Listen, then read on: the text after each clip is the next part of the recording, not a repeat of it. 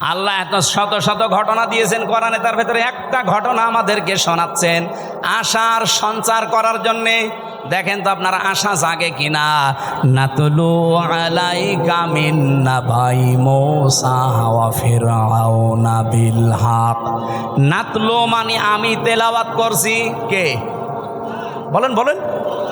আল্লাহ বলেন আমি তেলাওয়াত করছি আলাইকা আপনার কাছে বা আপনার উপরে আমি তেলাওয়াত করছি আপনার নিকটে, মিন নাবাই ঘটনা থেকে। কার ঘটনা? মূসা ওয়া ফিরআউনা, মূসা এবং ফেরাউনের বিল হাক্কি সত্য ঘটনা। তার মানে এখন যেটা বলা হবে এটা মিথ্যা। বলেন বলেন? আল্লাহ বলেন আমি সত্য ঘটনাটাও যেমন তেমন ভাবে না, যথাযথভাবে তোমাদেরকে আমি শোনাচ্ছি। হ্যাঁ, এটা শুনলে কি হবে? লিকৌমি ইউমিনুন, যে জাতির ভেতরে আমি আল্লাহর প্রতি বিশ্বাস আছে এই ইমানদারদের জন্য আমি বর্ণনা করছি কি হয়েছিল। শোনো, তোমরা তো ওই সময় ছিলে না। ইন্না ফিরআউনা আলা ফিল আরদি, অবশ্যই ফেরাউন এই জমিনের ভেতরে ছিল একজন স্বৈরাচার, সন্ত্রাসী, সীমা লঙ্ঘনকারী। আমি একটা শব্দ যদি বানিয়ে বলি, যারা এখানে বসেন তাদের জিজ্ঞাসা করেন, আমি আয়াতটা বাংলাদেশের সাথে মিলিয়েছি। বলেন তো আল্লাহ ১৫০০ বছর আগে না হাজার হাজার বছর আগের ঘটনা এটা, এই নাজিলি হয়েছে এই ঘটনাটা ১৫০০ বছর আগে। তিনি বললেন এই পৃথিবীর জমিনে একজন ফেরাউন ছিল, সে ছিল সীমা লঙ্ঘনকারী। কি করেছিল সে? ওয়াজআলা আহলাহা শিয়া, এই জমিনে ওর দেশের মানুষের ভেতরে দলে বিদলে মানুষকে বিভক্ত করে রেখেছিল। আমাদের বাংলাদেশের দিকে তাকানি, ৫৪ বছরে বহু মানুষ এই দেশে দায়িত্বে এসেছে, তাদের একমাত্র টার্গেট ছিল ইসলাম যেন এক জায়গায় হতে না পারে। এবার একটু ৮টা দল ইসলামী এগুলো একটু এক জায়গায় এসেছে, অনেকের মাথা খারাপ হয়ে গেছে। ফেরাউনের অভ্যাস ছিল এই, ওর কর্মসূচি দিয়ে রেখেছিল এরা যেন এক জায়গায় হতে না পারে। এদের দলে বিদলে বিভক্ত করতে করতে ছোট ছোট দল বানিয়ে দাও। এ বাংলাদেশে এমনও দল আছে, উনি সভাপতি, ওনার ছেলে সেক্রেটারি, আর কেউ নেই। কি আমি বানিয়ে বললাম? জেলখানায় আমার সাথে একজনের দেখা হয়েছিল, ওনার নাম আব্দুল মতিন। উনি হচ্ছে আল্লাহর দলের সভাপতি সারা বাংলাদেশের। ওনারে বললাম যে ভাই আপনি তো সভাপতি, সেক্রেটারি কে? বলছে আমার ছেলে। আর লোক বলছে আর কেউ নেই। ওইটাও একটা দল, আল্লাহর দল। এরকম দলে বিদলে বিভক্ত করে রেখেছে। ৭৩টা দল চলছে বাংলাদেশে এখন, শুধু নিবন্ধিত দল ৪৯টা। বাংলাদেশে আরো যেগুলো আছে আমি সেই দিন হিসাব করে দেখলাম ৭৩টার উপরে। তাহলে এই যে ফেরাউন এই কাজ করেছিল হাজার হাজার বছর আগে, আর এই লেডিস ফেরাউনও আমাদেরকে দলে বিদলে বিভক্ত করে রেখেছিল এই কয় বছরে। ফেরাউনের সাথে দেশের কাজ মিলছে না। ফেরাউনের কাজ আর একটা ছিল, ইস্তাদঈফু তাইফাতাম মিনহুম ইউযাব্বিহু আবনাহুম ওয়া ইস্তাহয়ী নিসাহুম। ওই ফেরাউন দুর্বল করে রেখেছিল এই দলে বিদলে বিভক্ত করে। ওই দেশে পুরুষদেরকে সে মেরে ফেলতো আর মেয়েদেরকে সে বাঁচিয়ে রাখতো। এর দুইটা অর্থ হতে পারে, হয়তো সন্তান হত্যা করেছিল লাখের উপরে, আপনারা জানেন। পুরুষদেরকে মেরে ফেলার অর্থ কি? এই ফেরাউন লেডিস যেটা বিদায় নিয়েছে এইটাও কিন্তু এই কাজ করেছিল। পুরুষদেরকে সরাসরি হয়তো জবাই করে মেরে ফেলেনি, কিন্তু একটা মানুষ যোগ্যতা সম্পন্ন হওয়ার পরে শুধু দলীয় পরিচয় দেখে তার চাকরি হয়নি, তার মানে তাকেও মেরে ফেলার সাথে। আমি কথা বোঝাতে পারিনি?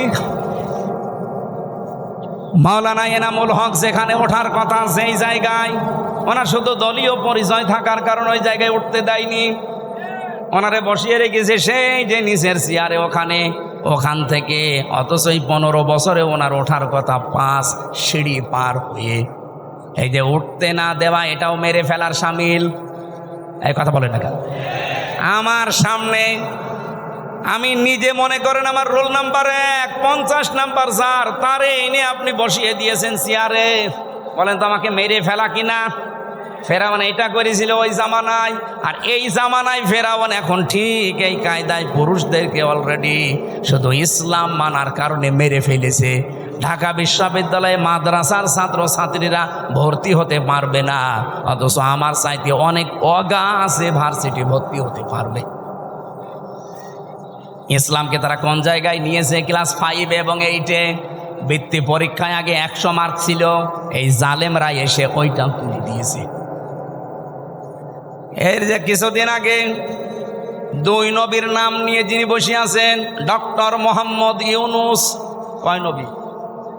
2 নবীর নাম, অথচ গানের মাস্টার নিয়োগ দিল, শরীর চর্চার মাস্টার নিয়োগ দিল, 1 থেকে 5 পর্যন্ত একটা আলেম মাওলানা নিয়োগ দিতে পারে নাই।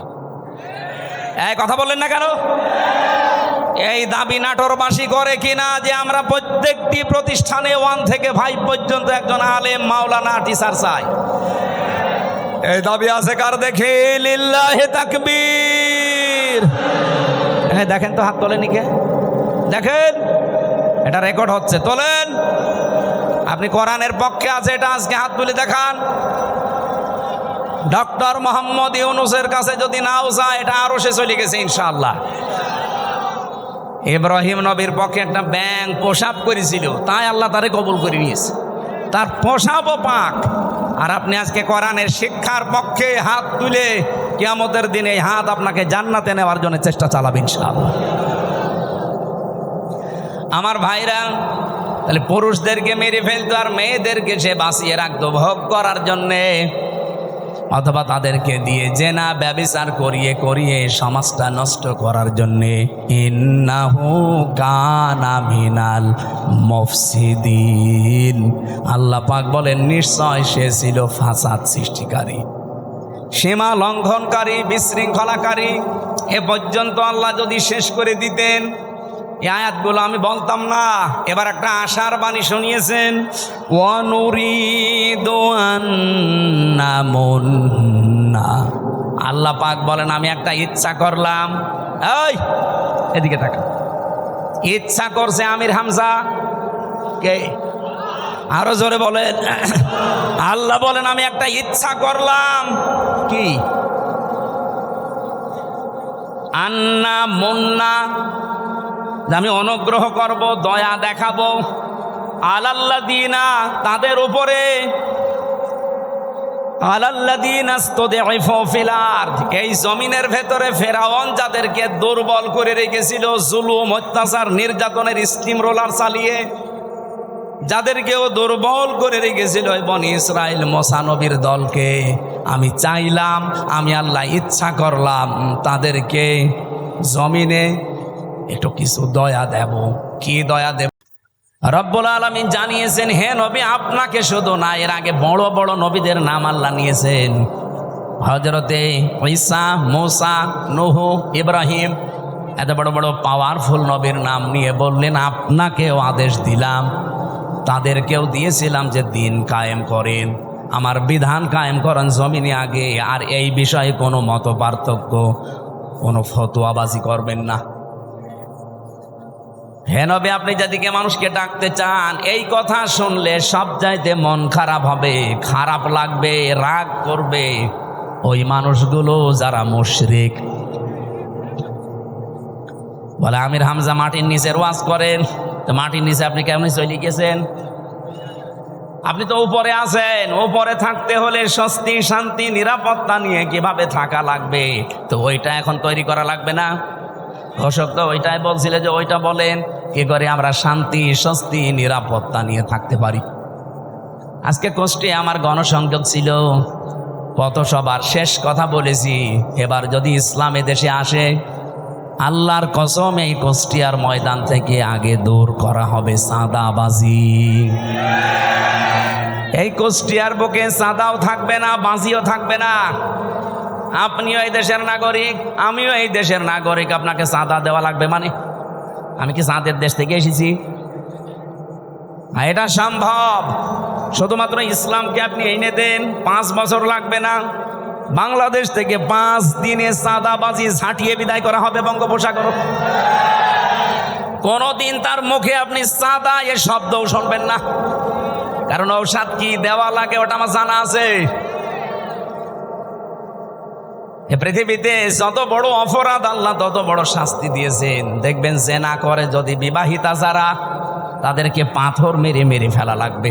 আপনি একটা করে দেখেন, এই নাটোরের পুরুষ যারা, তাদের স্বপ্ন দোষ বন্ধ হয়ে যাবে। জেনা করা, আপনার জিনিসপত্র হয়তো উঠবে না, কারণ দৃশ্য মনে হবে ওরে বাবা, পাথর মেরে জাগায় মেরে ফেলছে। আপনি যেটা দিয়ে জেনা করবেন ওই জিনিস নষ্ট হয়ে যাবে। চুরি করলে হাত কেটে দাও, আপনি একটা করেন দেখেন চুরি বন্ধ হয় কিনা।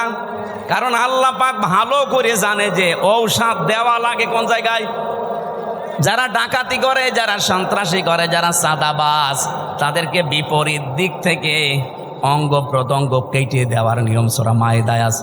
একটা কেটে দেন, আপনাদের নাটোরের কেন্দ্রীয় মসজিদের সামনে অথবা জজকোর্টের সামনে নিয়ে, এই নাটোরে আর কিয়ামতের আগে চাঁদাবাজি হবে না। সম্ভব এবং আমরা পারবো ইনশাআল্লাহ, সামনে আসবে। সুতরাং এই আয়াত থেকে আমি যে থিওরিটা পেয়েছি, আল্লাহর বিধান কায়েমের কথা বললে যাদের মন খারাপ হয়, তারা যেন বিশ্বাস করে তারা মুশরিক। আপনি হয়তো বলতে পারেন কি আমি নামাজ পড়ে আসলাম। আরে ভাই, আপনি টের পাচ্ছেন না যে কোনো কায়দায় আপনার দ্বারা শিরিক হচ্ছে, প্রকাশ্যে হোক গোপনে হোক। আর যারা শিরিক করে তারা কি বলেন বলেন, এর চাইতে আর স্পষ্ট কি বলা যায়? অবশ্যই আপনার দ্বারা কোনো না কোনো ভাবে শিরিক হচ্ছে, নয়তো আল্লাহ বলতো না যে কাবুরা আলাল মুশরিকিন, যে মুশরিকদের কাছে খারাপ লাগবে। মা তাদউহুম ইলাই, আপনি যেদিকে মানুষকে ডাকছেন এই কথা শুনলে সবচাইতে বেশি খারাপ লাগবে, মন খারাপ হবে, রাগ করবে। এমনকি ওয়াইদা তুতলা আলাইহিম আয়াতুনা বাজ্জিনাতিন তা'রিফু ফি ওয়ুজুহিল্লাযিনা কাফারুল মুনকার। এটা সূরা হজের 58 কি সূরা হজের 70-72 নম্বর আয়াতের ভেতরে আছে। রব্বুল আলামিন বলেন, হে নবী, যখন কোরআনের ব্যাখ্যাগুলো আপনি বিশ্লেষণগুলো তেলাওয়াত করে করে শোনাবেন, তখন দেখবেন যে মানুষগুলো বুঝে ফেলেছে যে কি বলতে চায়। আপনার প্রতি দেখবেন ওরা মাত্র শরবত নিয়ে, মিষ্টি নিয়ে আসবে না, ওরা আপনাকে মনে হবে খেয়ে ফেলবে। আমারও তো মনে হচ্ছে আয়াতটা বাংলাদেশে এখন মিলে যাচ্ছে। বলে হুজুর কোরআনের কথা বলবেন, আমি কি এটা বাইরের কথা বললাম? কোরআনটা আমি আমার মন মতো গলার সুর দিয়ে আমি যখন তেলাওয়াত করি, আপনার ভালো লাগে। ওইটা মাতৃভাষায় বলতে গেলে আপনার কাছে মনে হয় যে নিজের দিকে যাচ্ছে, নিজের দিকে যায়। এই কারণে, কারণ আপনি এই কাজগুলো দুনিয়ায় করেন। অনেক জেলায় যাওয়ার পরে আমার কানে কানে মুখ নিয়ে বলে, হুজুর আমার বিরুদ্ধে বলবেন না। আমি আপনার বিরুদ্ধে বলবো? আপনার আমি চিনি। কোথায় আমার বাড়ি কুষ্টিয়ায়, কোথায় আপনার বাড়ি সেই সিলেট, মৌলভীবাজার, সুনামগঞ্জ, সেই দোয়ারা বাজার, যেতেই লাগে 2 দিন। আমি আপনাকে জীবনে দেখেনি, চিনি না, আপনার বিরুদ্ধে বলবো কেন? যে না, আপনি যা বলেন আমি দেখি আমার বিরুদ্ধে যাই। তার মানে আপনি ওই কাজ করেছেন। জেলে যাওয়ার আগে একবার গিয়েছিলাম খুলনা রূপসা থানা। আমি আলোচনা শুরু করব হঠাৎ করে, সেই সময় তো একেবারে রমরমা জালেমদের, উনি ওই এলাকার সভাপতি, ওই ফ্যাসিস্টদের এসে আমারে বলছো, হুজুর মাটির নিচের ওয়াজ করবেন? আমি না। ওপরের ওয়াজ করবেন? হ্যাঁ। ওপরের ওয়াজ যদি করেন, ওপরে আপনাকে আমি একটা সাবজেক্ট বলে দেই, পারিবারিক জীবন নিয়ে কথা বলবেন। ঠিক আছে, আপনি আমার যেখানেই লাগাবেন আমি ঘুরে ফিরে দিন কায়েমের কথাই বলবো, কারণ এইটাই আসল কাজ। এইটা না হলে জীবনেও এই দেশে বসবাস করার উপযুক্ত পরিবেশ আপনি পাবেন না।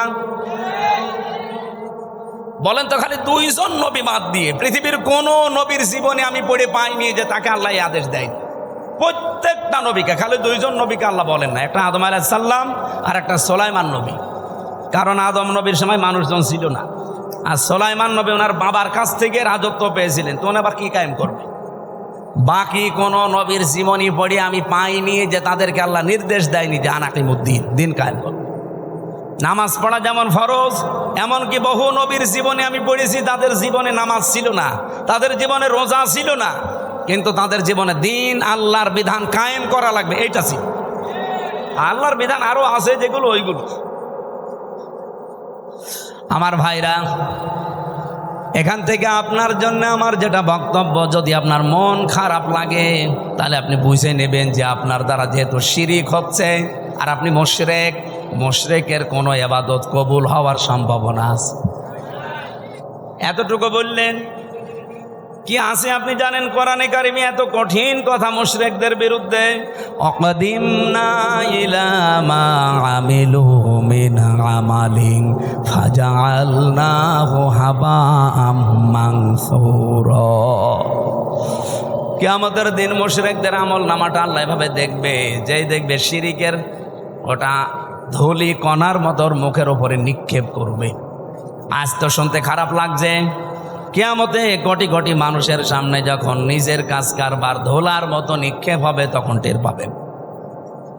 সব চাইতে বড় আশ্চর্য কথা কোরআনে মুশরিকদের বিরুদ্ধে, ইন্নাহু মাইয়ুশরিক বিল্লাহ ফাকাদ হারামাল্লাহু আলাইহিল জান্নাহ ওয়া মাআওয়াহুন নার। রব্বুল আলামিন বলেন, আমি আল্লাহ নিজে হারাম করে দিয়েছি জান্নাতটা মুশরিকদের জন্য। অথচ বাংলাদেশে বহু মানুষ যে শিরিক করে ও জানেও না। এই জন্যই তো তাফসীর মাহফিলের আয়োজন করেছে। আমরা জেনে হোক না জেনে হোক শিরিক করে যদি মুশরিকি হয়ে যায়, তা কিসের ঈদগায় মাহফিল দিয়েছেন, কিসের মসজিদ বানাচ্ছেন? আশা করছে আপনার আজকে বিবেক খুলবে। আরে ভাই, আপনি আমল না করেন, ইমানটা নিয়েও যদি যেতে পারেন তাও তো জাহান্নামে যাওয়া লাগবে না। আর ইমানও আপনি এনেছেন, শিরিকও করছেন, আপনি জান্নাত আপনার জন্য হারাম। এতটুকু আল্লাহ যদি শেষ করে দিতেন আমি আয়াত বলতাম না, ও মাওয়াহুন নার, আল্লাহ তার আশ্রয়স্থল বানাবে জাহান্নাম। আমার তো আয়াত পড়ার পরেই বাংলাদেশের দিকে তাকিয়ে ভয় হয়, এদেশের বহু মানুষ অলরেডি শিরিক করে জাহান্নামী হয়ে গেছে। নাটোরবাসী বড় ভালোবাসি আপনাদের পাশের জেলা, খুব ভালো করে খেয়াল করে দেখেন শিরিক জীবনে হচ্ছে কিনা। বলতে পারেন যে না, আমার জীবনে শিরিক নেই। কে বলেছে আপনাকে? শিরিকের এক কথায় জবাব হচ্ছে, আল্লাহ যেটা পারে ওইটা অন্য কেউ পারে, এই কথা বিশ্বাস করার নাম শিরিক। বলেন এবার আপনার জীবনে আছে কিনা? হ্যাঁ, এখানে খুব বেশি নড়াচড়া হচ্ছে না, বন্ধ করে দেন। আল্লাহ যেটা পারে পৃথিবীর অন্য কেউ এটা পারে, এই বিশ্বাস করার নাম, বলেন বলেন আপনি দেখেন তো আপনার ভেতরে আছে কিনা। সন্তান দিতে পারে কে? পৃথিবীর অন্য কারো ক্ষমতা আছে? সে মরা পীর হোক আর জীবিত পীর হোক। এমনকি কত মানুষ দেখি জেনে কি না জেনে করে আমি জানি না, আমার এসে বলো হুজুর আপেল পরিয়ে দিন। কেন? সেদিন বগুড়াতে পেয়েছিলাম এক লোক এসে আপেল নিয়েছে, হুজুর আপেল পরিয়ে দিন। কেন? আমার বারবার 4টা মেয়ে হয়েছে, আমি খুব আশা করে আসি এবার যেন ছেলে হয়। আপনি এমন আপেল পড়বেন যেন এবার ছেলে হয়। আপেল পড়িছিলাম, সূরা ফাতিহা দিয়ে ফু দিয়ে ফেলে দিলাম। আপেল কই? ফেলে দিস। ফেলে দিলেন মানে? আরে ভাই, আপেল পড়ে যদি ছেলে হয় তা আমার 3টা মেয়ে হইতো না? আমার তো আগে ছেলে হইতো। ম্যাডামরা শুধু আপেল খাওয়াতাম। কি বিশ্বাস মানুষের! আমির হামজা না, আমির হামজার বাবা আপেল পড়লে ছেলে হবে? বলেন, এটা দেওয়ার দায়িত্ব কার? এর একচ্ছত্র মালিকানা অন্য কাউকে আল্লাহ দেয়নি। একটা একটা করে আমি কয়েকটা বলবো শুধু শিক্ষার জন্যে। 2 নম্বরে, আল্লাহ যেটা পারে ওটা অন্য কেউ যেহেতু পারে না। আর কেউ যদি মনে করে যে অন্য কেউ পারে, তাহলে সে শিরিক করলো। আর শিরিক করলে সে কি? বলেন বলেন মুশরিকের জন্য জান্নাত হারাম, জাহান্নাম ওয়াজিব। মুশরিকের কাছে খারাপ লাগবে আল্লাহর বিধানের কথা কায়েম এ কথা বললেই। এ কথাগুলো কার? একটাও কি আমি বানিয়েছি? না, সব দলিল দিয়েছি। কিন্তু আমি সূরা শুরার 13 নম্বর আয়াতের শেষের দিকে, সূরা মায়েদায় আছে প্রত্যেকটা আয়াতে আল্লাহ সাজিয়ে দিয়েছেন একটা একটা করে। সূরা ফুরকানের 23 নম্বর আয়াতে আছে। এই জন্য বাড়ি যে আয়াতগুলো মিলিয়ে দেখবেন আপনার ভেতরে যেন শিরিক চলে না আসে। আমার এবার প্রশ্ন 2 নাম্বার, এই জমিন বানিয়েছে কে? এখানে অন্য কারো হালকা কোনো সাহায্য আছে না। আপনি হিন্দুকেও জিজ্ঞাসা করেন, উনিও বলবে জমিন আল্লাহ বানিয়েছে। আল্লাহ যদি নাও বলে ভগবান বানিয়েছে, তো ওরা যাদের ভগবান বলে আমরা আল্লাহ বলি, জিনিস একই। ওরা হয়তো ওই বাপ দাদার নিয়ম নীতি মেনে আসতেছে, এই জন্যে সরাসরি বলতে পারে না। এই দিন জমার নামাজ পড়িয়েছি কুষ্টিয়ায়, ওখানে 100 ঘর হিন্দু, কয়েক ঘর মুসলমান একটা মসজিদ বানিয়েছে। ওরা মন্দির দেখাতে নিয়ে গেল। বড় বড় যারা মানে হর্তা কর্তা সব এসে বলছে আপনার ওয়াজ আমরা শুনি।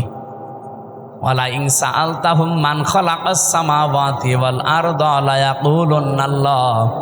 হে নবী, আপনি যদি আবু জেহেলকেও জিজ্ঞাসা করেন আসমান জমিন কে বানিয়েছে, ও বলবে আল্লাহ বানিয়েছে। তো ওদের ভেতরেও দেখলাম হ্যাঁ এরকম একটা পরিবেশ আছে, কিন্তু মুখ ফুটে বলতে পারছে না। সবার ভেতরে আমার আল্লাহ আছে, কিন্তু এই মানুষটা হয়তো তার পরিবার অথবা তার সমাজের কারণে মুখ ফুটে বলতে পারে না। যাদের বিবেকটা কাজে লেগে যায় ওদেরকে আর থামাতে পারে না। সেদিন যশোরের এক কলেজের অধ্যাপক হিন্দু, ওনারে বলেছিলাম যে স্যার আপনি তো BCS ক্যাডার, আপনার জ্ঞান আছে আমি জানি, আপনি আমার ধর্মীয় গ্রন্থ কোরআন আরবিতে পড়ার দরকার নেই, আপনি পড়তে পারবেন না। আপনাকে আমি ইংরেজি ভার্সন দিচ্ছি অথবা বাংলা, একবার বুঝে বুঝে পড়াটা পড়বেন। 3 মাস সময় দিয়েছিলাম যে 3 মাস পরে আপনার সাথে আমি দেখা করব। 3 মাস পরে দেখি আল্লাহর বান্দা নিজের থেকেই মুসলমান হয়ে গেছে।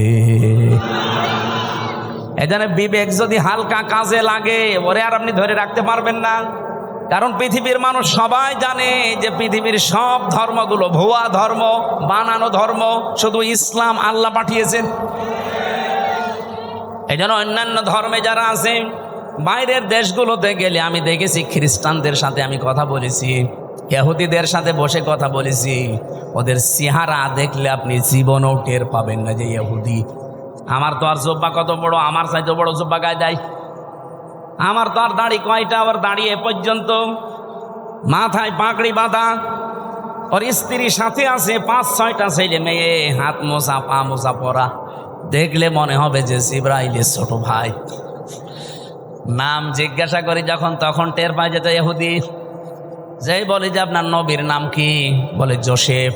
জোসেফ মানে মোসা। ইহুদি মোসা আলাইহিস সালামের অনুসারী দাবি করে। এই তখন বুঝি আরে তো মুসলমান নাম। জোসেফ বলছে মানে মোসা নবীকে মেনে চলে ওরা, যদিও মোসা কেউ মানে না।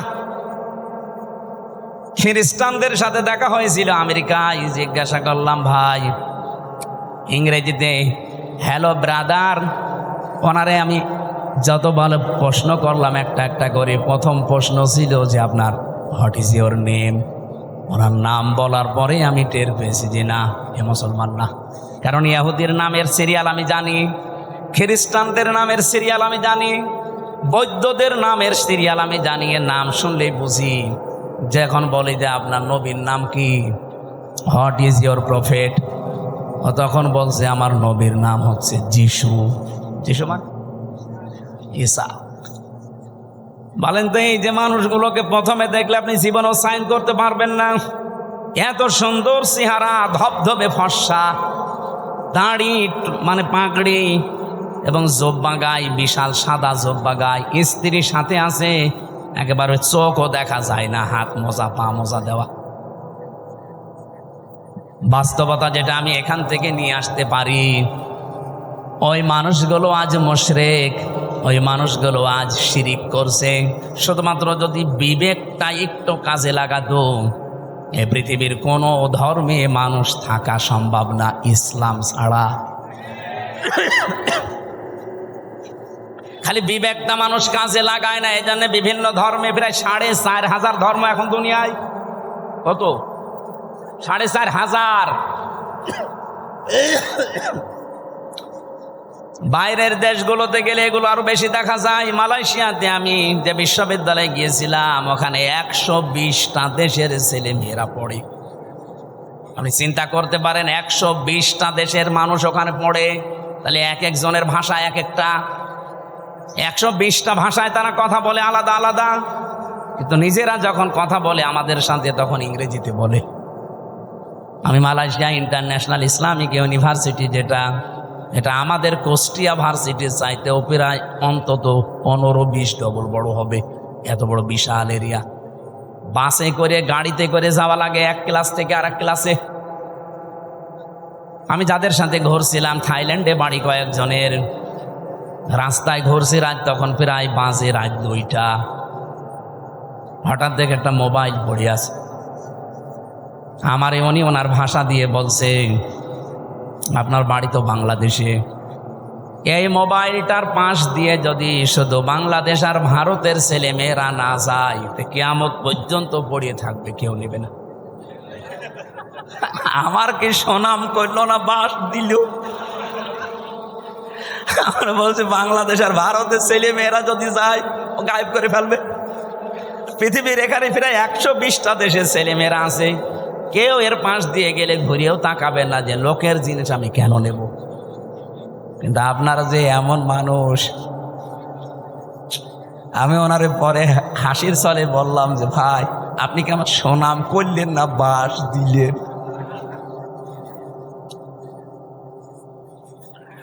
আমি যে কথা তুলেছিলাম, আজ বিবেকটা কাজে লাগিয়ে একটা বিসিএস ক্যাডার মাত্র 3 মাসের ভেতরে, উনি আরবিও পড়ে নাই, শুধু বাংলা আর ইংরেজি ভার্সন পড়ে অলরেডি মুসলমান হয়ে গেছে। আর আপনার কি হয়েছে?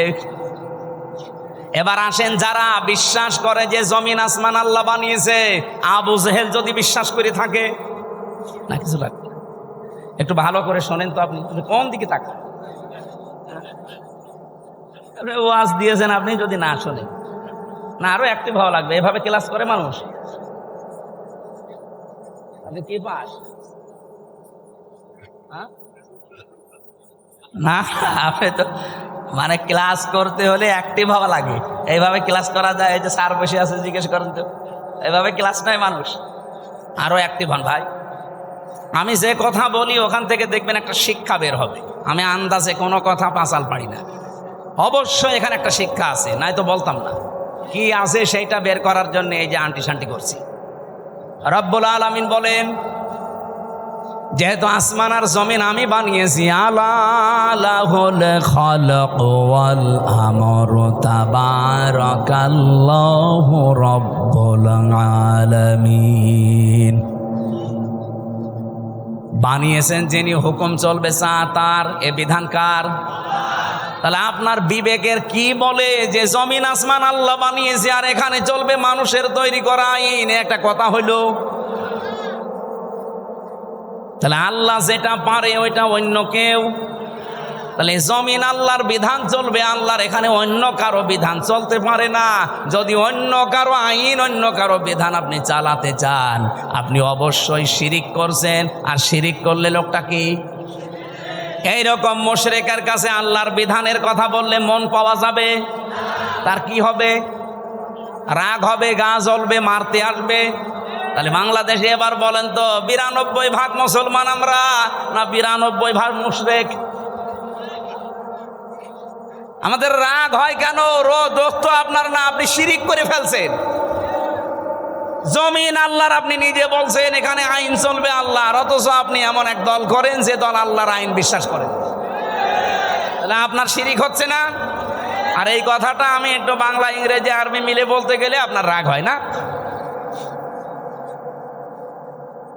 এরপরও আমি জানি কিছু মানুষের মন ফিরবে না, কারণ ওদের আবু জেহেলের মতো খতম করে দেওয়া।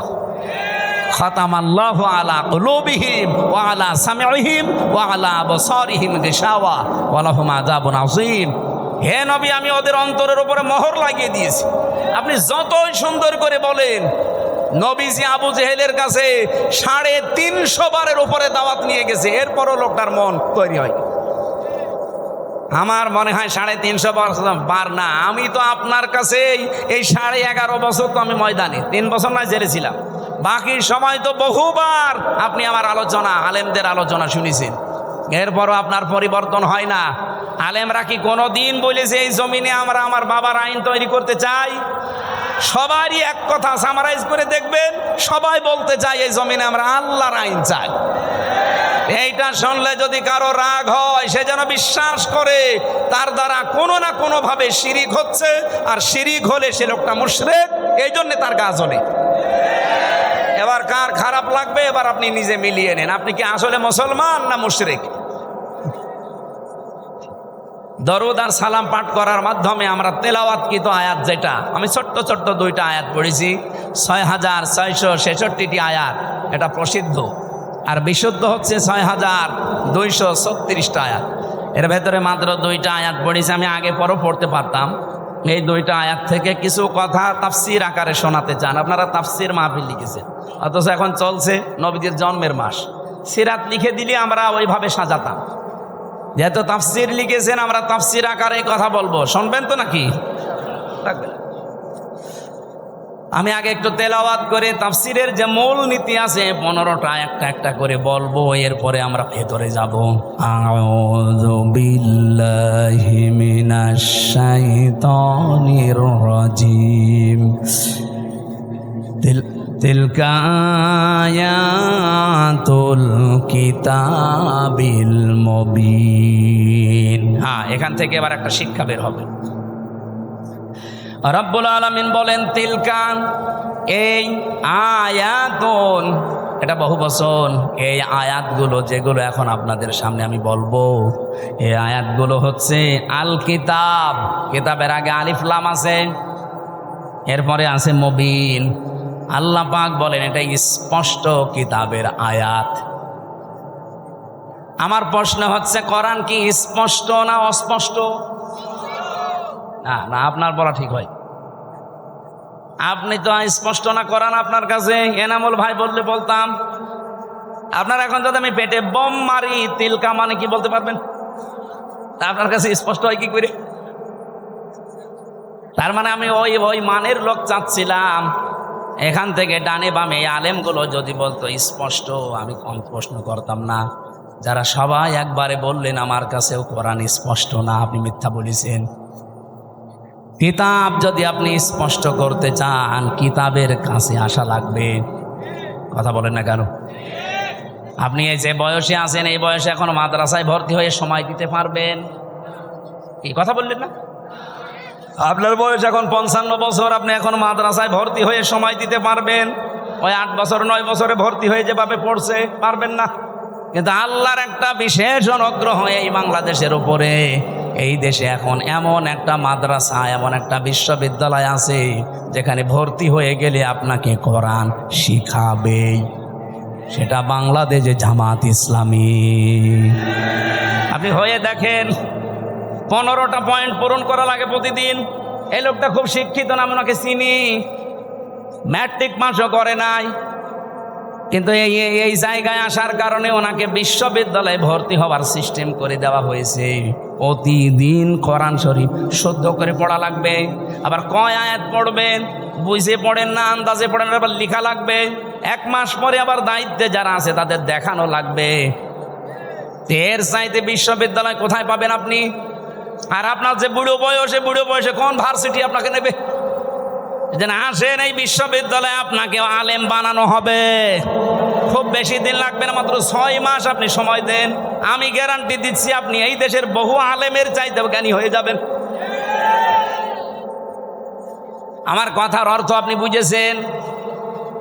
আপনি স্পষ্ট হন কোরআনের কাছে এসে। বহু আলেম কোরআনের এই শব্দগুলো জানে না, কেন আলিফ লাম দেওয়া হয়েছে এটাও বলতে পারে না। আমার মনে হয় এখানে যদি 100 জন আলেম থাকে, 50 জন বলতে পারবে না যে আলিফ লামের নাম কি। আলিফ লাম 4 প্রকার। এখানে যেটা আছে এটা নির্দিষ্ট করার জন্য আল্লাহ দিয়েছেন। কেন দিলেন? এই পৃথিবীতে কিতাব বলতে একটাই, কোরআন শরীফ। কোরআন বাদ দিয়ে পৃথিবীর যত বই আছে সব কোরআনের ব্যাখ্যা। যেভাবেই লেখেন না কেন ওটা কোরআনের ব্যাখ্যার ভেতরে পড়বে। আপনি যদি চাঁদ নিয়ে লেখেন, চাঁদের কথা কোরআনে নেই। বলেন বলেন। যদি এই জমিন নিয়ে লেখেন, জমিনের কথা কোরআনে নেই। যেটাই করবেন ওগুলো আসলে কিতাব না, ওগুলো কিতাবের ব্যাখ্যা। কিতাব কয়টা? আরো জোরে, কেমন কিতাব? স্পষ্ট বলেন বলেন। আল্লাহ পাক বলেন আলহামদুলিল্লাহিল্লাযী আনজালা আলা আবদিহিল কিতাবা ওয়া লাম ইয়াজআল লাহু ইওয়াজা। প্রশংসা করা লাগবে আমার, কেন? আমি আমার বান্দাকে কিতাব দিয়েছি। কিতাব কেউ দিতে পারে না, আল্লাহ নিজে পাঠিয়েছেন এটা তার বান্দার কাছে। এমন কিতাব দিলেন ওয়া লাম ইয়াজআল লাহু ইওয়াজা, যে কোরআনের ভেতরে, কিতাবের ভেতরে কোনো বক্রতা নেই, যেখানে কোনো গোপন কথা আপনি পাবেন না। কোরআনে যা আছে সব স্পষ্ট কথা, সব ওপেন কথা, কোনো গোপন কথা আছে? আরো জোরে বলেন। এই জন্য কোরআনের নিয়মই এইটা, এর কাছে যদি কেউ বুঝে শুনে আসে সে আর জীবনেও গোপন থাকে না, সে ওপেন হতে চায়। আর আমরা এমন কিতাবের আলেম, এত স্পষ্ট চলছে দুনিয়া এখন, এত সহজ হয়ে গেছে, এরপরেও বলে হুজুর আমি গোপনে আছি। কি কিতাব পড়ে আলেম হয়েছে যে এতদিনে গোপন থাকা লাগবে? হযরত ওমর যেদিন শুধু কোরআন পড়েছিলেন সূরা তাহা, সঙ্গে সঙ্গে তিনি ওপেন হয়ে গেছেন। আর আমরা এমন হুজুর সারা জীবন তো গোপনে আছি, এখন একটা সুযোগ এসেছে তাও বলছে গোপনে আছি। তো মনে হয় কিয়ামতেও গোপনে থাকবে। আরে ভাই, আপনার কাছে কি মনে হয় এই যে সুযোগটা আল্লাহ তৈরি করে দিয়েছে, দলে দলে মানুষ পালে পালে? আমি তো সারা বাংলাদেশের 630টা থানা ঘুরছি, সারা দেশ আমার এই হাতের ভেতরে। আমি তো দেখতে পাচ্ছি অবস্থা কি। জোয়ার যা উঠেছে, আমার বিশ্বাস ইসলাম এবার সংসদে যাবে। আপনি যতই ষড়যন্ত্র করেন জীবনও ঠেকাতে পারবেন না। বিভিন্ন ষড়যন্ত্রের কথা আসবে, কিন্তু এগুলো মোকাবেলা করার জন্য আমরা দায়িত্ব দিয়েছি একজনকে। কে? আল্লাহুম্মা ইন্না নাজআলুকা ফি নুহুরিহিম ওয়া নাউযু বিকা মিন শুরুরিহিম। আমার জেলখানার 3 বছরের তাহাজ্জুদের নামাজের দোয়া ছিল এটা। আল্লাহ, ইসলামের বিরুদ্ধে, আমার বিরুদ্ধে এই দেশে যারা ষড়যন্ত্রে মেতে আছে, আমি তো পারলাম না, তোমাকে দায়িত্ব দিলাম এদের ষড়যন্ত্রের বিরুদ্ধে, তুমিই যথেষ্ট। আল্লাহ পারবে না ইনশাল্লাহ? উনি যে পারবে তার প্রমাণ জাহাঙ্গীরনগর, যেখানে টয়লেটের ভেতরে নামাজ পড়া লাগতো ইশারায়, সেখানে আজ আল্লাহু আকবার ধ্বনি উঠতেছে। সুবহানাল্লাহ বলতে পারেন না? সংসদেও ইনশাল্লাহ আল্লাহু আকবারের ধ্বনি এবার যাবে। এখনো যারা আলেম, যারা ইমাম, যারা খতিব, এরা যদি বলে যদি আমি ইসলামের পক্ষে কাজ করি আর ইসলাম যদি এবার না যায় তাহলে আমার ইমামতি থাকবে তো? আরে ভাই, আপনি ইমামতি নিয়ে আসেন, ইমামতি থাকবে না মানে? শুধু ইমামতি থাকবে না, ওই কমিটির উপরে আর নির্ভরও করা লাগবে না। ইসলাম গেলে আপনার বেতন দেওয়া হবে রাষ্ট্র থেকে। পশ্চিমবঙ্গে আমি বেশি থাকতাম আগে, কারণ এই সমস্ত জায়গায় তো আল্লাহর ওলিরা আসতে দিত না। তখন ওই জায়গায় থাকতাম পশ্চিমবঙ্গে। পুরা এলাকা আমি এই বাংলাদেশের মতো চষেছি, ওই পশ্চিমবঙ্গ পুরাটা মমতা ব্যানার্জি। ওই দেশের ইমামদের সাথে, খতিবদের সাথে মিলে দেখলাম আর একটা হিন্দু দেশ, অথচ ওখানে ইমাম, মুয়াজ্জিন, খাদেম আর খতিব 4 জনের বেতন দেওয়া হয় রাষ্ট্র থেকে।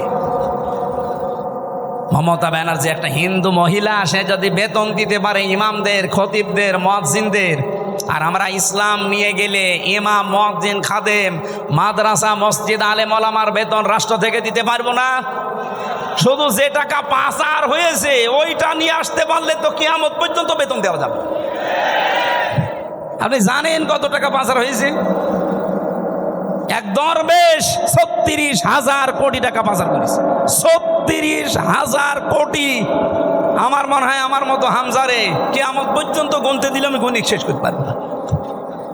একজন দরবেশই যদি এই করে, তাহলে যারা ধরবেশ ওরা যে কি করেছে। সেদিন মনে হয় সিঙ্গাপুরে ছিলাম, যে হোটেলে উঠেছিলাম, না মালয়েশিয়া, 118 তলা হোটেল। আমি আর এক হোটেলে, আমি বললাম এত জায়গা এত দূরে আমার দেখেন না, আমার কাছে দিন। ওই হোটেলটাও 75 তলা। 75 তলার উপরে উঠে আমি জানালা খুলে দিয়েছি, আমার মনে হচ্ছে যে একটা জান্নাতের মতো বাতাস আসতেছে। ওখান থেকে বললাম একটু নিচে যেয়ে দেখি তো খাবার পাওয়া যায় কিনা। নিচে যেয়ে নামলাম, নেমে দেখি 2 জন বসে বসে, রাত 2টা বাজে চা খাচ্ছে।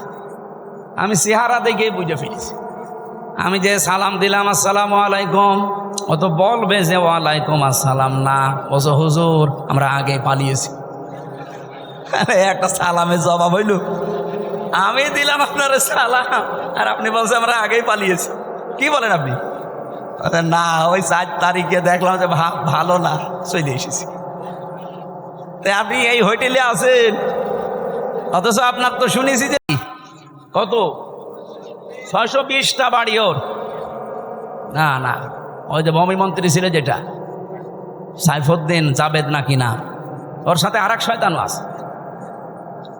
বলছে হুজুর আমার সাহেব পাড়া আছে মালয়েশিয়ায়, আমার কানাডাতে বাড়ি আছে বেগমপাড়া, লন্ডনে আছে, এই যে এখানেও আছে পাশের রাষ্ট্র সিঙ্গাপুরে, কিন্তু আমি যেতে পারি না। এই দেশে 20 লাখ বাঙালি থাকে, আমি যদি বাইরে যাই আমার ভত্তা পানি থাকে। খুব গোপনে আসি, নামি না। এই যে রাত 2টো বাজে নেমেছি, আপনি আমার জন্য দোয়া করে। দোয়া আপনার জন্য আসবে, কি দোয়া করব? এখন দোয়া করলে তো বদ দোয়া হবে। আপনি কি করেছেন? 620টা বাড়ি মানুষ বানায়, আমার একটা বাড়ি, তাই আমি মনে হয় বছরে 2-3 মাস থাকতে পারি, বাকি সব সময় রাস্তায় থাকি। আপনি কবে থাকবেন এ বাড়িতে? এই জন্য এদেশের আলেম ওলামারা এখনো যে ভয়ে চিন্তায় আছে। কোনো ভয় নেই, আপনার কোনো চিন্তা নেই। ইসলাম এবার আসবেই, আর আপনারা সবচাইতে বেশি সুযোগ সুবিধা পাবেন, সে কওমি বলেন, আলিয়া বলেন, খারেজি বলেন, যাই বলেন।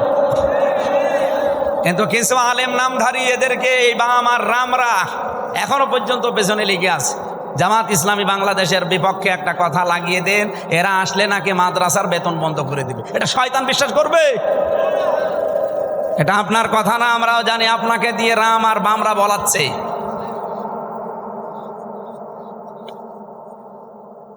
আমার ভাইরা, এখানে কিতাব যেহেতু স্পষ্ট, আমরা স্পষ্ট কথা এবার বলবো।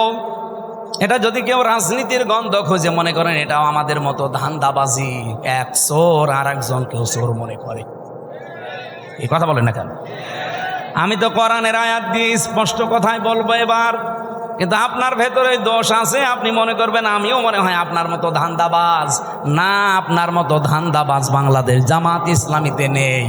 কারণ এই দেশে জামাত ইসলামী একমাত্র দল যারা গ্যারান্টি দিয়েছে যদি এই দেশে রাষ্ট্র ক্ষমতায় তারা যেতে পারে, 1 টাকার মালিক তারা হবে না। আমিরে জামাত ঘোষণা দেয়নি যে এই দেশ থেকে যদি কেউ এমপি হয়, মন্ত্রী হয় জামাত ইসলামী থেকে, 5 বছরে তাদের 1 টাকা বাড়বে না। অন্য কোনো দলের লোক এই ঘোষণা দিক, ওই দল থেকে এমপি দাঁড়াবে না। কি কথা বলেন না কেন? আমার নিজের আসনে একজন আছে, উনি ঘোষণা দিয়েছে এই সিট রক্ষা করার জন্য আমি দরকার হয় 50 কোটি টাকা খরচ করব। আপনার কি লাভ? আমার 1 টাকা খরচও নেই, তোলার ধান্দাও নেই। আর আপনি 50 কোটি টাকা যদি খরচ করেন, আল্লাহর কসম আপনি 100 কোটি টাকা মারবেন। এরকম মারিং কাটিং যারা, তাদের মতো আমরা হব এবার। বলেন বলেন। ওরা তো আমাদেরকে এইটাই মনে করে, এই জন্য ট্যাগ দেয় যেটা আমরা নাকি ইসলাম নিয়ে আমরা ব্যবসা করি। কে বলিস আপনাকে? আমরা ইসলাম নিয়ে ব্যবসা করি না, আমরা জান্নাতের টিকিট বিক্রি করি না। জান্নাতে যাওয়া যায় কি করে? আমরা রাস্তা দেখাই। আপনি এভাবে দেখান, আপনারটাও মানুষ যাবে। আপনি দেখাতে পারেন না, আপনি শুধু আছেন মারিং কাটিং এর ধান্দায়। বাবা শাহজালাল কুত্তা বিড়াল সব হালাল, সব হালাল করে নিয়েছে। কুত্তা বিড়াল কি সব হালাল? কিন্তু মানুষের কাছে তো মনে হচ্ছে সব হালাল হয়ে গিয়েছে। আল্লাহ এত শত শত ঘটনা দিয়েছেন কোরআনে, তার ভেতরে একটা ঘটনা আমাদেরকে শোনাচ্ছেন আশার সঞ্চার করার জন্যে। দেখেন তো আপনারা আশা জাগে কিনা। নাতলু আলাইকা মিন নাবাই মূসা ওয়া ফিরআউনা বিল হক। নাতলু মানে আমি তেলাওয়াত করছি। কে বলেন? বলেন। আল্লাহ বলেন আমি তেলাওয়াত করছি আলাইকা, আপনার কাছে বা আপনার উপরে আমি তেলাওয়াত করছি আপনার নিকটে। মিন নাবাই, ঘটনা থেকে। কার ঘটনা? মূসা ওয়া ফিরআউনা, মূসা এবং ফেরাউনের বিল হাক্কি, সত্য ঘটনা। তার মানে এখন যেটা বলা হবে এটা মিথ্যা। বলেন বলেন। আল্লাহ বলেন আমি সত্য ঘটনাটাও যেমন তেমন ভাবে না, যথাযথভাবে তোমাদেরকে আমি শোনাচ্ছি। হ্যাঁ, এটা শুনলে কি হবে? লিকৌমি ইউমিনুন, যে জাতির ভেতরে আমি আল্লাহর প্রতি বিশ্বাস আছে এই ইমানদারদের জন্য আমি বর্ণনা করছি। কি হয়েছিল শোনো, তোমরা তো ওই সময় ছিলে না।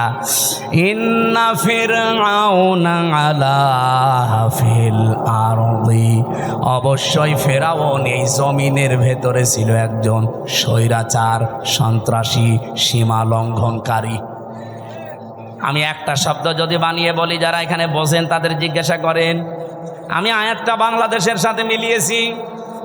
বলেন তো আল্লাহ ১৫০০ বছর আগে না হাজার হাজার বছর আগের ঘটনা এটা, এই নাজিলি হয়েছে এই ঘটনাটা ১৫০০ বছর আগে। তিনি বললেন এই পৃথিবীর জমিনে একজন ফেরাউন ছিল, সে ছিল সীমা লঙ্ঘনকারী। কি করেছিল সে? ওয়াজআলা আহলাহা শিয়া, এই জমিনে ওর দেশের মানুষের ভেতরে দলে বিদলে মানুষকে বিভক্ত করে রেখেছিল। আমাদের বাংলাদেশের দিকে তাকানি, ৫৪ বছরে বহু মানুষ এই দেশে দায়িত্বে এসেছে, তাদের একমাত্র টার্গেট ছিল ইসলাম যেন এক জায়গায় হতে না পারে। এবার একটু ৮টা দল ইসলামী এগুলো একটু এক জায়গায় এসেছে, অনেকের মাথা খারাপ হয়ে গেছে। ফেরাউনের অভ্যাস ছিল এই, ওর কর্মসূচি দিয়ে রেখেছিল এরা যেন এক জায়গায় হতে না পারে, এদের দলে বিদলে বিভক্ত করতে করতে ছোট ছোট দল বানিয়ে দাও।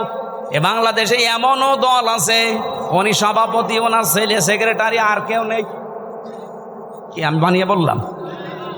জেলখানায় আমার সাথে একজনের দেখা হয়েছিল, ওনার নাম আব্দুল মতিন, উনি হচ্ছে আল্লাহর দলের সভাপতি সারা বাংলাদেশের।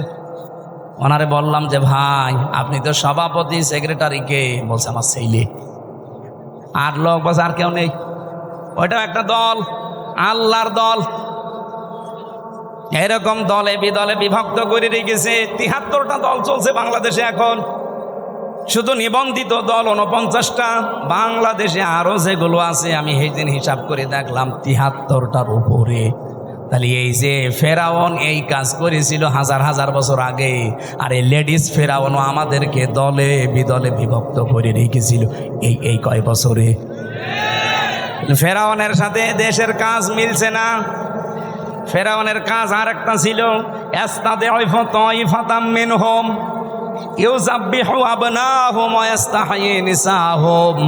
ওই ফেরাউন দুর্বল করে রেখেছিল এই দলে বিদলে বিভক্ত করে। ওই দেশে পুরুষদেরকে সে মেরে ফেলতো আর মেয়েদেরকে সে বাঁচিয়ে রাখতো। এর দুইটা অর্থ হতে পারে, হয়তো সন্তান হত্যা করেছিল লাখের উপরে, আপনারা জানেন। পুরুষদেরকে মেরে ফেলার অর্থ কি? এই ফেরাউন লেডিস যেটা বিদায় নিয়েছে এইটাও কিন্তু এই কাজ করেছিল। পুরুষদেরকে সরাসরি হয়তো জবাই করে মেরে ফেলেনি, কিন্তু একটা মানুষ যোগ্যতা সম্পন্ন হওয়ার পরে শুধু দলীয় পরিচয় দেখে তার চাকরি হয়নি, তার মানে তাকেও মেরে ফেলার সাথে। আমি কথা বোঝাতে পারিনি? মাওলানা এনামুল হক যেখানে ওঠার কথা সেই জায়গায় ওনার শুধু দলীয় পরিচয় থাকার কারণে ওই জায়গায় উঠতে দেয়নি, ওনারে বসিয়ে রেখেছে সেই যে নিচের চেয়ারে ওখান থেকে। অথচ এই 15 বছরে ওনার ওঠার কথা 5 সিঁড়ি পার হয়ে। এই যে উঠতে না দেওয়া এটাও মেরে ফেলার শামিল। এই কথা বলে না কেন? আমার সামনে আমি নিজে মনে করেন আমার রোল নাম্বার 1, 50 নাম্বার যার, তারে এনে আপনি বসিয়ে দিয়েছেন চেয়ারে। বলেন তো আমাকে মেরে ফেলা কিনা? ফেরাউন এটা করেছিল ওই জামানায়, আর এই জামানায় ফেরাউন এখন ঠিক এই কায়দায় পুরুষদেরকে অলরেডি শুধু ইসলাম মানার কারণে মেরে ফেলেছে। ঢাকা বিশ্ববিদ্যালয়ে মাদ্রাসার ছাত্র ছাত্রীরা ভর্তি হতে পারবে না, অথচ আমার চাইতে অনেক অগা আছে ভার্সিটি ভর্তি হতে পারবে। ইসলামকে তারা কোন জায়গায় নিয়েছে? ক্লাস 5 এবং 8-এ বৃত্তি পরীক্ষায় আগে 100 মার্ক ছিল, এই জালেমরা এসে ওইটাও তুলে দিয়েছে। এর যে কিছুদিন আগে 2 নবীর নাম নিয়ে যিনি বসে আছেন, ডক্টর মোহাম্মদ ইউনুস, কয় নবী? 2 নবীর নাম। অথচ গানের মাস্টার নিয়োগ দিল, শরীর চর্চার মাস্টার নিয়োগ দিল, 1 থেকে 5 পর্যন্ত একটা আলেম মাওলানা নিয়োগ দিতে পারে নাই। এই কথা বললেন না কেন? এই দাবি নাটোরবাসী করে কিনা যে আমরা প্রত্যেকটি প্রতিষ্ঠানে 1 থেকে 5 পর্যন্ত একজন আলেম মাওলানা টিচার চাই? এই দাবি আছে কার? দেখে লিল্লাহি তাকবীর। দেখেন তো হাত তোলেনি কে? দেখেন এটা রেকর্ড হচ্ছে, তোলেন। আপনি কোরআনের পক্ষে আছে এটা আজকে হাত তুলে দেখান। ডক্টর মোহাম্মদ ইউনূসের কাছে যদি নাও যায় এটা আরো সে চলে গেছে ইনশাআল্লাহ। ইব্রাহিম নবীর পক্ষে একটা ব্যাঙ প্রসাব করেছিল, তাই আল্লাহ তারে কবুল করে নিয়েছে, তার প্রসাবও পাক। আর আপনি আজকে কোরআনের শিক্ষার পক্ষে হাত তুলে কিয়ামতের দিনে এই হাত আপনাকে জান্নাতে নেওয়ার জন্য চেষ্টা চালাবেন ইনশাআল্লাহ। আমার ভাইরা, তাহলে পুরুষদেরকে মেরে ফেলতো আর মেয়েদেরকে সে বাঁচিয়ে রাখতো ভোগ করার জন্যে, অথবা তাদেরকে দিয়ে জেনা ব্যভিচার করিয়ে করিয়ে সমাজটা নষ্ট করার জন্যে। ইন্নাহু কানা মিনাল মুফসিদিন, আল্লাহ পাক বলেন নিশ্চয় সে ছিল ফাসাদ সৃষ্টিকারী, সীমা লঙ্ঘনকারী, বিশৃঙ্খলাকারী। এ পর্যন্ত আল্লাহ যদি শেষ করে দিতেন এই আয়াতগুলো আমি বলতাম না। এবার একটা আশার বাণী শুনিয়েছেন, ওয়ানুরিদু আন্নামুন্না, আল্লাহ পাক বলেন আমি একটা ইচ্ছা করলাম। এই এদিকে তাকা, ইচ্ছা করছে আমির হামজা কে? আরো জোরে বলেন। আল্লাহ বলেন আমি একটা ইচ্ছা করলাম। কি? আন্না মুন্না, আমি অনুগ্রহ করব, দয়া দেখাবো, আলাল্লাযীনা, তাদের উপরে, আলাল্লাযীনা ইসতুদঈফু ফিল আরদ, এই জমিনের ভেতরে ফেরাউন যাদেরকে দুর্বল করে রেখেছিল, জুলুম, অত্যাচার, নির্যাতনের স্টিম রোলার চালিয়ে যাদেরকেও দুর্বল করে রেখেছিল বনি ইসরাইল মুসা নবীর দলকে, আমি চাইলাম, আমি আল্লাহ ইচ্ছা করলাম তাদেরকে জমিনে একটু কিছু দয়া দেব। কি দয়া দেব? ওয়ানাজআলাহুম আইম্মাতান, আমি চাইলাম যে তাদেরকে জমিনের নেতা বানাবো। আল্লাহ কিন্তু নেতা বানার আরম্ভ করে দিয়েছে। হ্যাঁ, কথা বলেন না কেন? এতটুকু না, ওয়ানাজআলাহুমুল ওয়ারিসিন, আমি চাইলাম এই জমিনের উত্তরাধিকারী তাদেরকে বানিয়ে দেব। আমার তো মনে হচ্ছে খাপের খাপ মুমতাজের বাপ মিলে যাচ্ছে। এখন যদি মনে করেন না ওদের সাথে মেলছে, আমাদের সাথে মেলে না, আপনার সাথে মেলবে কি করে? আপনার আদর্শ আছে, আপনার চরিত্র আছে। রাত 9টার পরে তো আপনার পা ঠিক মতো মাটিতে পড়ে না। আপনার চরিত্র কিসের? আপনি লাল পানি খান, আপনি ডাল খান, আপনি বাবা খান। আল্লাহ কাদের উপরে দয়া করেছে এটা দেখা লাগবে। যাদের উপরে ফেরাউন জুলুম, অত্যাচার, নির্যাতনের স্টিম রালি চালিয়েছিল, আমার তো মনে হচ্ছে 54 বছরে যাদের উপরে মিথ্যা তহমত দিয়ে উল্টাপাল্টা কথা দিয়ে জাতির কাছ থেকে আলাদা করে রেখেছিল, বিশেষ করে 15.5 বছরে সবচাইতে বেশি জুলুম, অত্যাচার, নির্যাতন যে দলের উপরে করা হয়েছে, ওই দলকে আল্লাহ একটা অনুগ্রহ দিয়ে তাদেরকে জমিনের নেতা বানাবে এবং শাসন ক্ষমতা তুলে দেবে। আপনি বলেন মিলছে কিনা? যদি না মেলে আমি আয়াত পড়বো না। আমার তো কোরআন হাদিস পড়ে দেখতে পাচ্ছি, হ্যাঁ একেবারে 100% মিলে যায়। অনুমাক্কিনা লাহুম ফিল আরদ, আল্লাহ বলেন আমি চাইলাম জমিনে আমি তাদেরকে ক্ষমতায় বসাবো। অনুরিয়া ফিরআউনা ও হামানা ও জুনুদাহুমা, আর আমি দেখাবো ফেরাউনকে, হামানকে, হামান মানে মন্ত্রী, ফেরাউনকে আল্লাহ দেখাবে। এখন লেডিস ফেরাউন এখনো বেঁচে আছে, ওকে আল্লাহ দেখাবে। এমনকি ওর মন্ত্রী পরিষদ যারা পালিয়ে আছে তাদেরকেও দেখাবে। ও জুনুদাহুমা, এমনকি তার সৈন্যবাহিনী, তার দলের লোক যারা, তাদেরকেও আল্লাহ নিজে দেখাবে। এখানে ফাইল কর্তা আল্লাহ নিজে। কি করবেন? মিনহুম মা কানু ইয়াহযারুন, যাদেরকে নিয়ে ওরা সবসময় ভয়ে থাকতো, যাদের বিরুদ্ধে মিথ্যা তহমত দিয়ে জাতির কাছ থেকে আলাদা করে রাখতো, আল্লাহ তাদেরকে বসিয়ে ওদেরকে দেখাবে। এ সিদ্ধান্ত কার? আপনার রাগ হয় কোন কারণে? আজ ডাকশো, জাকশো, রাখশো, চাকশো, শাকশো, সব জায়গায় যদি বিজয়ীরা হয়, এ সিদ্ধান্ত নিয়েছেন কে? আরো জোরে। আপনার রাগ হয় কোন কারণে? আল্লাহ সিদ্ধান্ত নিয়ে এটা করছে, জমিনের শাসন ক্ষমতা আল্লাহ তাদের দেবে। এ জমিনের উত্তরাধিকারী এবার হবে ইসলাম। আরো জোরে বলেন ঠিক কিনা? এটা দেখতে চান না চর্ম চোখে? 54 বছর তো বিভিন্ন জিনিস আমরা আনকমন দেখেছি। এবার একটু দেখি না কেমন কি লাগে। খালি ইসলাম 5 বছর লাগবে না, 2 বছর চলবে। এই বাংলাদেশ মিনি জান্নাত যদি না হয়, আপনাই আমার কাছ থেকে বুঝে নেবেন। খালি 2 বছর চলতে দেন কোরআনটা দিয়ে। 500 আইন আছে এর ভেতরে। 151 জন যদি এবার যেতে পারে না কোরআন বুকে নিয়ে, এদেশ ঠান্ডা করতে কাউকে লাগবে না, 151 জনই যথেষ্ট। এক অধিবেশনে একটা করে আইন পাশ হবে, আর বাংলাদেশের মানুষের ভাগ্যের চাকা খুলে যাবে। মালয়েশিয়ার মতো দেশ 2004 সাল থেকে 21 বছরে তারা দাঁড়িয়ে গেছে, আর আমরা 54 বছরে দাঁড়াতে পারি নাই, শুধু এই ডাকাতদের কারণে। 1628 জন মানুষ এখন দায়িত্বে আছে। এই মানুষগুলো হযরত ওমরের মতো বানিয়ে দেন, আল্লাহর কসম এই দেশটা মিনি জান্নাত হয়ে যাবে। প্রশাসনের উপরে যেই মানুষগুলো এখন দায়িত্বে আছে, এদের উপরে যে বৈষম্য চলছে, ইসলাম আসলে এটা প্রথম দূর করা হবে। এই যে পুলিশের 2,13,000 পুলিশ আছে। আগের জামানার কথা বাদ দিলাম, জালেমদের সময়। এখন প্রায় 2 লাখ পুলিশই অন্তত ভালো, 13,000 একটু খারাপ আছে। এর বড় ওরা যে বাম হাতের ইনকাম করে, শুধু দোষ ওদের না। আমরা কোরআনে কারিমকে এবার যদি সত্যি জায়গা মতো নিয়ে যেতে পারি, সর্বপ্রথম হাত দেওয়া হবে এই দেশের প্রশাসনে। ওদের প্রথম কাজ হবে, ওরা মেনে চলবে ওদের আইজির কমান্ড। বাংলাদেশে কোনো নেতা খেতা কোনো নেত্রীর কথা ওদের শোনা লাগবে না।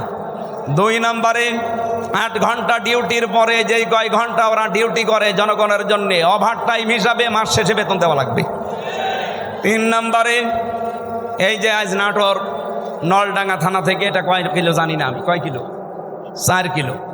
এই 4-8 কিলো পথ ওরা এখানে এসেছে, এখানে থাকবে সারাদিন। মনে করেন সে দুপুরবেলা এসে এগুলো দেখছে, ওদের খাবার দাবার নাস্তা, এরপরে এই যাওয়া আসার যে বিল, এগুলো কিন্তু ওদের নিজেদের পকেটের টাকা। ওই যা বেতন পায় ওখান থেকে কেটে নেয়, ওখান থেকে খরচ করে। অথচ ওর ওপরে ওর মা বাবা স্ত্রী সন্তান সবগুলো ডিপেন্ডেন্ট। কথা বলেন না কেন? তো ও কি করবে? ওই 32,000 টাকা দিয়ে যখন চলে না, তখন ওই মাম হাতের ইনকাম করে, আর তখন ওদের খারাপ বলি।